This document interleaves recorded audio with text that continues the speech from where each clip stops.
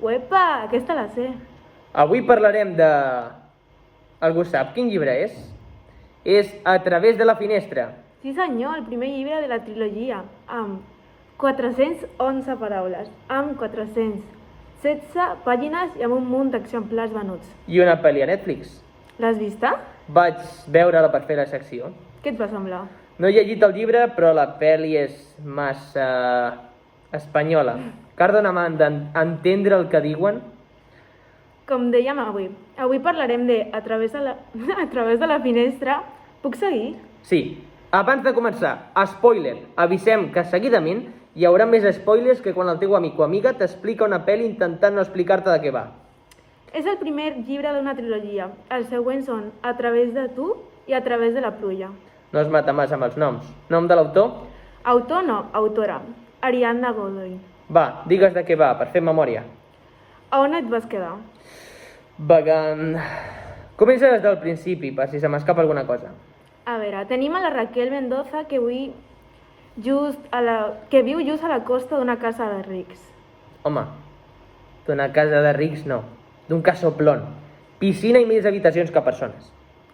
Bueno, sí, llavors aquesta noia s'enamora del fill mitjà de la família de rics. Home, enamorada no, està loca per ell. No té un altar pel nano de milagro. Tens raó, està enamorada bojament d'ell. El seu nom és Ares. Tots els germans tenen noms d'herois grecs i coses així. Té una vida normal com qualsevol. Normal. Normal? Estudia a una escola on els alumnes tenen relacions especials amb els profes i fan exercici encara que plogui a bots i barrals. I a més van sense samarreta. Cardaran un constipat després de que els penjaran els mocs i les sabates. La pobra nena sap que és un amo impossible, fins que s'adona que li roben el wifi. Jo tenia un amic que li robava el wifi al durum de sota casa seva, però el van enxampar. Doncs a l'Ares també l'exampen, però es fa el malote i passa d'ella. Llavors ella diu... El meu wifi, les meves regles. Desconnecta el wifi. Adolescent, en plena edat del pavo, sense wifi, pot matar persones, per exemple, Carda una malòstia que no se li pot ni parlar. Però aquesta passa de tot i es fica per la finestra per engegar el router. A mi no m'agrada parlar. Doncs no callis. Però això és violació del dret a propietat privada. Bueno, però és romàntic, A mi rai, apareix un paio tocant el router i de tot menys romàntic. Li fot una puntada de peu. I si t'apistola? Llavors li dono la clau del wifi i li convido un suc de pinya. La noia l'exampla, però ell torna a fer-se el xulo i segueix robant-li el wifi. Vaya jetes. Per cert, el llibre el passa a Barcelona. Home, treballa al Tibidabo, que això ens agafa aquí a prop. Ara segueix entrant i no para de fer-li un caos mental. Esclar, ara comença a posar-la més calenta que el cendrer d'un bingo. Ah, la bèstia, la Raquel ara està visquent un somni. Comença a tenir amorío amb el seu enorro. Però cada vegada que sent que la Raquel marxi passarà de la seva cara, torna i li fa un petó. I no diré més, perquè aquesta no és la qüestió. No. La història no és tan malament, però ens falta un personatge, el Yoshi. Aquest surt al Mario Bros. En Yoshi està enamorada de la Raquel. Bueno, ja tenim embolics. Sembla un vodevil. Com en Yoshi està enamorat, aprofita els moments en els quals s'enfada la Raquel amb l'Ares o passa algun rotllo d'aquests. Aquí tothom s'aprofita d'ella.